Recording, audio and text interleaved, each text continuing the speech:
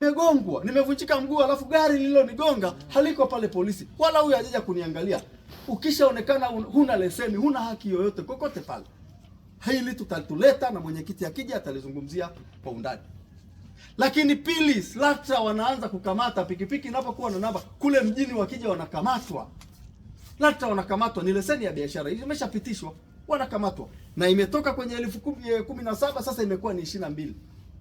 Sisi kazi yetu sasa ni kutoa elimu, kutuma message kupitia sasa ujio wetu leo, na tumepatikana viongozi wa kata. Sasa itafikisha viongozi wa kata kazi yao watapewa hiyo ya namna ya kwenda kuwatambua waendesha pikipiki wote. Lakini ndugu zangu, wako wale ambao pikipiki zao wanazichinja, wanazifanya kama vile hazieleweki. Wengine wanapiga maexhaust. Imefika sehemu mpaka bodaboda tumekuwa sehemu ya kundi ambalo watu wakienda kuzika sasa mwenzao, inakuwa ni bodaboda nyingi zinapita barabarani, wengine wanavuta bangi, wengine wanakula viroba, vitu ambavyo havieleweki, au watoto wetu wadogo, mpaka ilifika sehemu maeneo haya ya huku tuliona, sijui ilikuwa ni kata hii, sijui ni kata gani, maiti alienda mchungaji akanyang'anywa, akaambiwa wewe ufanye haraka. Akaenda. Huo sio utarabu, sio malengo ya tasnia yetu ya bodaboda. Tunachohitaji sasa ni sisi wenyewe tuoge, tutakate, tufae nguo nzuri, tasnia yetu ikae kwenye utaratibu mzuri. Lakini ili ikae kwenye utaratibu mzuri ni lazima tujuane, ni lazima tufikike sisi viongozi, ni lazima tuweke ule utaratibu wetu na tufikishe taarifa zote kuhakikisha tunasafisha tasnia yetu kuwa salama. Cha mwisho, kwa sababu kuna wenzangu bodaboda wameonekana ni kundi ambalo kila uchafu wanatupiwa. Afande, hata maandamano yanayotokea kuharibu nchi yetu, bodaboda wanatupiwa wao, wanatajwa wao. Wako bodaboda wazuri, wako kwenye maeneo yao, wanafanya kazi, hawataki kushiriki kwenye mambo ya kipuuzi. Nchi yetu hii, unishawishi niende kwenye maandamano, alafu maandamano hayo naenda kumpiga babangu au mamangu au mtoto wangu, na akili? Yaani nchi yetu hii mimi niende nikachome shule niliyosoma, aliyosoma kiongozi, aliyosoma mtu yoyote, ukaichome? Nikachome kituo cha polisi, nikachome ofisi ya mtendaji, ambao leo nikitaka barua ya kwenda kumdhamini mtu ndio naenda mwenyekiti anipe barua au na mtendaji anipe, nienda niichome? Hizi biashara za wenzetu huko nje nyingine, hapana. Sisi kama viongozi kazi yetu ni kuhubiri amani. Wale wanao tuchokonoa na kutuletea maneno hayafai na kufikiri labda kwenye bodaboda ndiyo sehemu ya kutupia kila uchafu, tunawaambia washindwe, walegee, kwa sababu sisi tunatafuta riziki kwenye maeneo yetu. Na tunapoitafuta hii riziki, tuna watoto, tuna wake zetu, leo tunategemea Jumapili tuoge vizuri tuende kumwita thawabu. Alafu eti huko nje watu wameambiwa kuna maandamano, watu wasiende kanisani. Waislamu wanaenda msikitini wanaenda kumwabudu Mungu wao. Lakini wako wanapiga starehe, kuna vilabu, watu wanaenda kilabu, wanaenda wanastarehe, wanarudi, watu wana hela zao. Wako wengine wanatembea na wake zao mjini wakienjoy mapenzi yao. Alafu wanakuja watu wengine ambao hata hawapo ndani ya nchi yetu, wanakuja eti bodaboda muende kufanya mambo ya ajabu.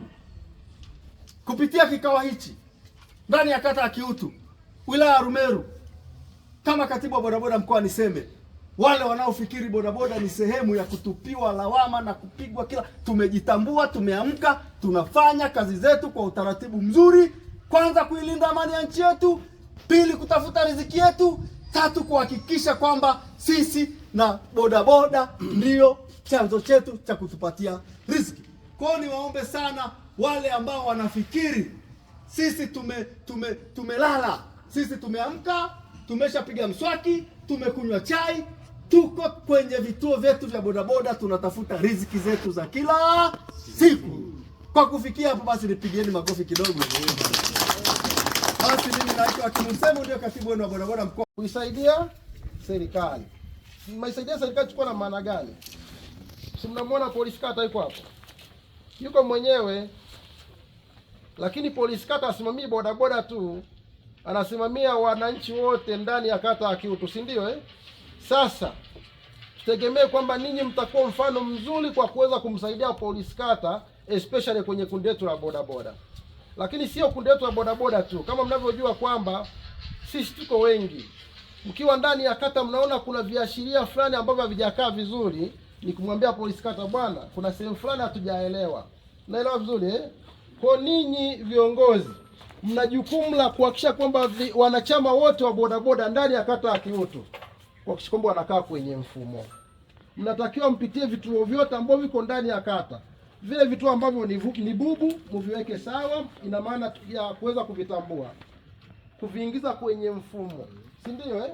Lakini pia na kuhakikisha kwamba wanachama wote wa bodaboda kata ya Kiutu wanaingia kwenye mfumo wetu wa usajili.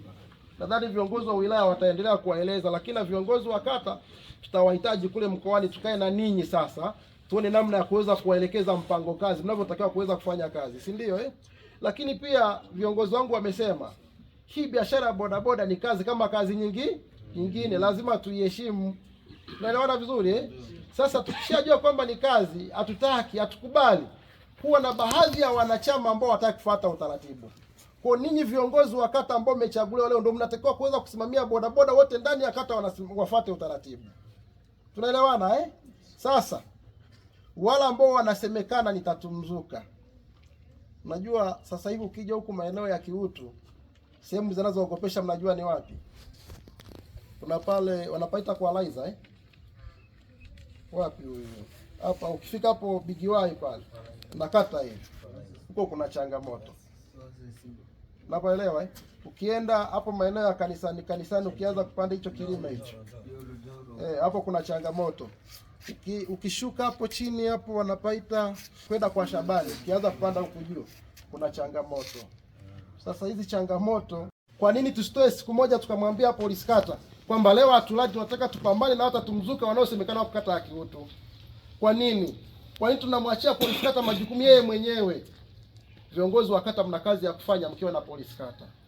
Kwa hiyo tuwaombe haya malalamiko ya watu wetu wanaotoka sehemu mbalimbali wanakuja kutetewa huku kwenye kata ya Kiutu, hawataki watu watetewe.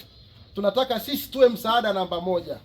Watu wanatembea wanavitaje? Si Chalombe. Wanatembea, mtu ukikutana naye ni sime iko hivi. Kwa nini tukubali? Wanaharibu tasnia yetu. Lakini ndugu zangu, changamoto tunazokumbana nazo sisi bodaboda hawatugusi, wanawazuru abiria. Kwa ina maana moja kwa moja abiria anajua kwamba tayari huyu mtu yuko nao. Tuelewana eh? Ukija kufika pale kwa OCD au wakati mwingine kwa OCCID kuweza kueleza siko nao, ni maelezo ya kutosha. Kwa hiyo tusikubali kuhakikisha kwamba tasnia yetu ya bodaboda inafanyaje? Inachafuliwa. Viongozi hawa tatumzuka, watokee sehemu nyingine. Wako humu kwetu ambao kimsingi hawaliziki na kila ambacho anakipata mchana, wao ikishafika usiku unakuta wamejifunga maski, wana hizo Chalombe zao, wanaanza kutuweka kati. Tusikubali. Tupambane kuhakikisha kwamba kata yetu inakuwa salama muda wote. Tunaelewana eh? Viongozi mliochaguliwa, itisheni vikao. Vituo vyote vya kata ya Kiutu ambao viko ndani ya kata hii. Hichi kikao naona hakitoshi kwa sababu tumepita huko chini huko. Bodaboda wengi wako kwenye vituo. Sasa ninyi kwa sababu imeshapatikana na ndio tulichokuwa tunakitaka, mkae vikao kuweza kuweka mikakati ya waendesha bodaboda wote ndani ya kata ya Kiutu. Tunaelewana eh? Mmenipata vizuri? Ndugu zangu, hii ni tasnia ya bodaboda. Bodaboda ni nini? Ni kazi kama kazi nyingine. Lakini kwenye tasnia yetu ya bodaboda lazima tuseme ukweli. Na makamanda wangu wamezungumza, tunafanya operation. Wanaoleta changamoto ni kuanzia miaka 25 kushuka chini kwenye tasnia yetu. Kwa ndugu zangu viongozi, kuanzia vituo kata na wilaya, tuhakikishe hawa vijana wetu na kaa nao kwa ukaribu sana, kwa kuwaelekeza, kuhakikisha kwamba wanasimamia utaratibu tulionao kwenye tasnia yetu ya bodaboda. Tunaelewana vizuri eh? Mmenipata?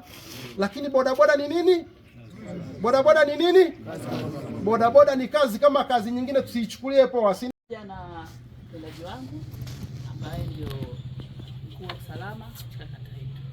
Lakini pia napenda niwashukuru ninyi ambao mmekuja, yani dereva bodaboda. Japo hiyo sisi kwetu kwa ngazi ya polisi tunasema ni AK, lakini jina lenu rasmi tunalowatambua ninyi tunaita maafisa usafirishaji.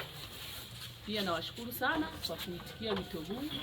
Japo asubuhi ilinipa wasiwasi. Sasa nikasema pamoja na kutembea kote kule na kutoa elimu ile kwamba kikao kitakuwepo watu hawaonekani, lakini kwa ninyi mliofika, napenda niwashukuru sana. Kufika kwenu ndio mafanikio yetu.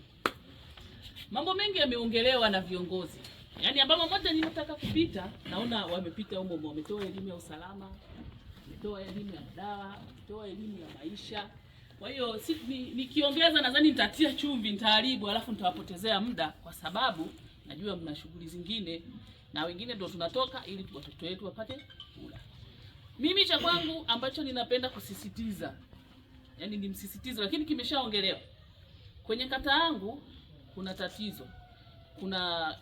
Na bahati nzuri wameainisha zile sehemu ambazo ni hatarishi. Unaona kuna kijiwe hapo kanisani, kuna kijiwe hapa Kilima Kikali, kuna kijiwe huku chini. Hizo ni sehemu hatarishi, lakini pia kuna hapa shuleni hapa. Kuna watu ambao ni madereva bodaboda, wanatoka huko walikotoka, wanakuja kuuzia bangi hapa. Yaani ni tatizo ambalo limenitesa muda mrefu, lakini tumeweza kulitatua pia na mwenyekiti wa kijiji. Ila pia napenda nishukuru kwa sababu tumepata uongozi, nadhani hiki kitu tutakikomesha kwa sababu nimepata sasa wasaidizi wangu. Kwa nini nasema wasaidizi wangu? Yaani bodaboda ni sehemu, yaani ni sehemu kubwa sana ambayo sehemu ya jamii imechukua. Bodaboda imechukua sehemu kubwa ya jamii katika jamii zetu.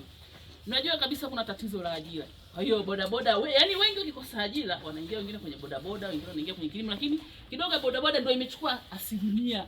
Naweza nikasema 80% ya watu ambao wapo katika jamii zetu. Kwa hiyo ninaamini kwamba viongozi ambao mmechaguliwa leo kushirikiana vizuri, kata yetu haitaitwa kanda maalum tena. Kwa sababu hii kata ilikuwa ina jina, mimi nilipokuja hapa kama kata ilikuwa imepewa jina inaitwa kanda maalum. Yaani kwa maana katika wilaya yetu hii ni kanda maalum kwa matukio, ni kanda maalum kwa bangi. Yaani ni vitu ambavyo si vidogo, lakini ni vitu ambavyo vilisababisha kata yetu ikachafuka. Lakini ninaamini kwamba viongozi mliochaguliwa pamoja na ninyi wote bodaboda ambao tupo kata hii, tutashirikiana ili kuhakikisha swala la ulinzi na usalama katika kata yetu linaenda vizuri. Lakini kitu kingine ambacho napenda kuwasisitiza, nadhani wengi mnaingia kwenye TikTok, kwenye nini, pamoja na kwamba mpo na mishemishe zenu. Swala la maandamano.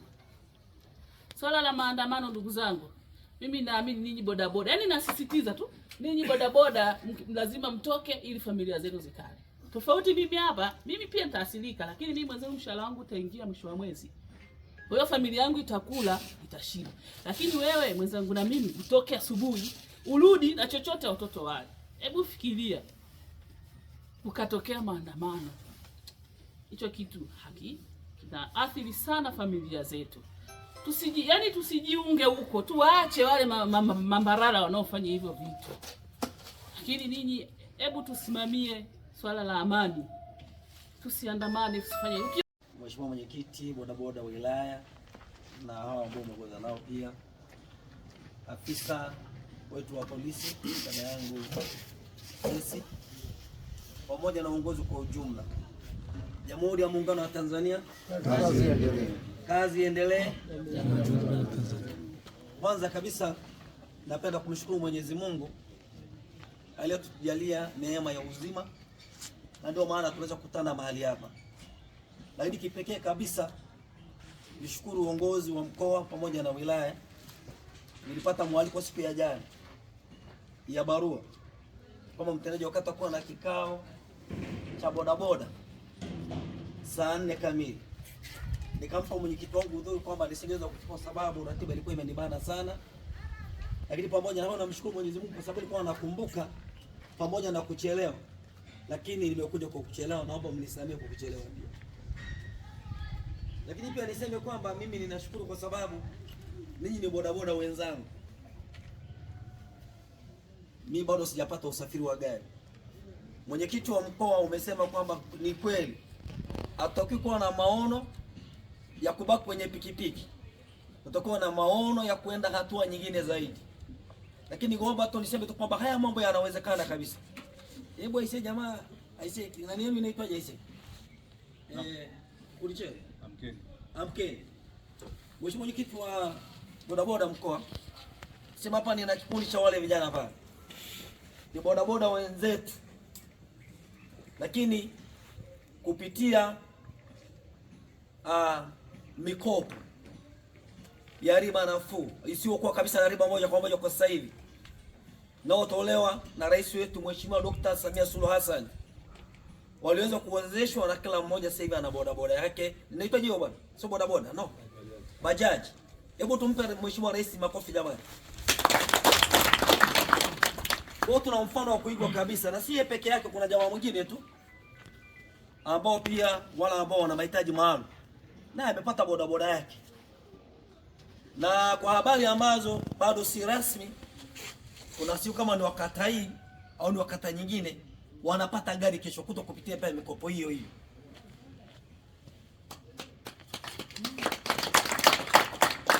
Ukitaka kuona ukweli nendeni pale halmashauri kwa kujibia tu, angalieni mtaona gari nzuri pale tani 7. Ni bodaboda vijana wenzenu ndio wamejiunga kwa pamoja wakaomba mikopo na wakawezeshwa, kesho kutwa wanapewa gari lao. Kwa hiyo nimesema tu kwamba nianze kwa kusema kwamba kwa sababu ninyi asilimia kubwa ukimwacha Mr. mwenzangu pale hapa hivi mzee kama mimi wakina Manase pale, lakini niseme tu kwamba bado mna nafasi nzuri, kwa sababu taifa lenu linawazia mambo mazuri.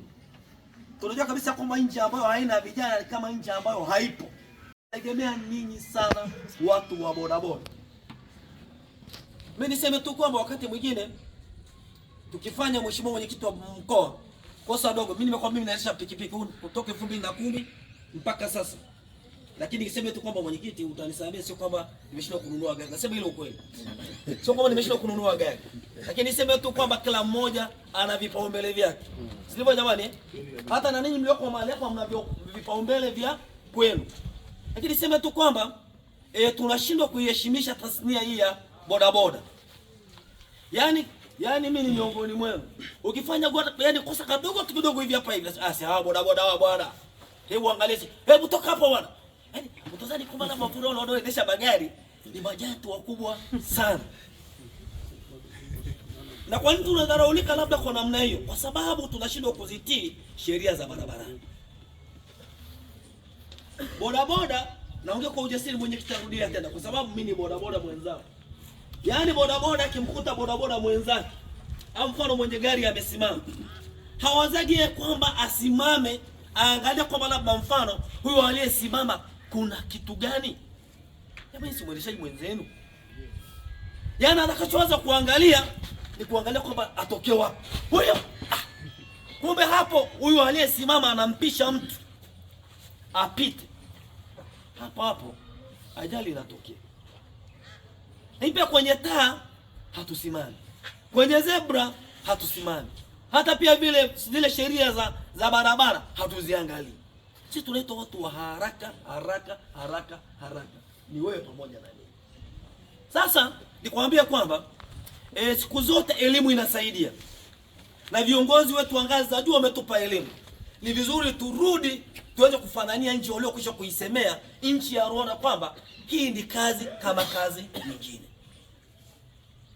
Ngoja nikwambie, nilikuwa na rafiki yangu jana akaja kwangu, utanisamea nikitoa hili. Akaja kwangu, unajua, ngoja nikwambie, ushuhuda mwenyekiti, mtu anaweza katoa ushuhuda kadogo, kwake ni kubwa. Ndio kwa mwenzake habari asikiliza, bora ni robo tu. Niseme tu kwamba afande wangu anafahamu. Kuna siku nilikuwa nachukua majani, natoka hapa naenda mpaka Kisongo. Mwambie sina gari, nimechukua bwana majani, nimejaza kwenye room za kutosha. Rafiki yangu mmoja akaja, sivyo, ana mradi wa nguruwe, yule mwingine ana mradi wa kuku, yule mwingine ana mradi wa duka. Sisi wote tunaendesha kwa kutumia bodaboda zetu. Kwa mwenyekiti, bodaboda ni kazi kama kazi nyingine. Tusisababishe kudharauliwa. Tujiheshimishe sisi wenyewe. Kama mtu wa kuheshimu ndugu yangu, wewe unajiheshimu wewe mwenyewe. Sisi tunaheshimika sana kwa hii. No, hii hapana. Hapana, hii hapana. No, tunaheshimika kwa ile ni kitu tunaweka huko. Siji mzee kwa anaelezea pale hiyo hapo hivi. Fika mahali umekamatwa hapo hivi. Wanachomoa na kuambia hapa si ufanya nini? No, hapana. Hivyo sio vyetu. Ndio maana tukikuta tukigongwa, wewe kubetela kingine. Mama nimegongwa. Sio nimegongwa, nimetoka Shabani. Nimetoka kule Mswakini. Nimetoka Makuyuni. Tulipofika pale tembo waleta tembo tu tembo hapo. Tembo club. Hii hapa pale. Sasa nikamulika, ilikuwa inanyesha mvua siku hiyo. Nimembeba kijana wangu kwa nyuma. Sasa nilipomulikwa kwa sababu mvua ilikuwa inanyesha, nikakuta kwamba nimekosa mwelekeo. Nikajikuta nimetumbukia pembeni mwa barabara. Hata zuia kuna mtaro. Kuitoa kwani si kazi ndugu yangu. Utaona kama nikaanguka pu. Jamaa mmoja akaja akanipita huyo. Jamaa nisaidieni. Akapita wa pili, lakini watoto wakapata huruma. Akaja akasema, "Nikusaidie ndugu yangu." "Nisaidie bwana." Akanisaidia, akanitoa na kijana wangu, Mungu ni mwema. Hatujaumia sana. Lakini uenda wa kwanza amenipita akisema kwamba ndio tabaida hao maboda boda hao. Hawafai hawa. Naona bwana?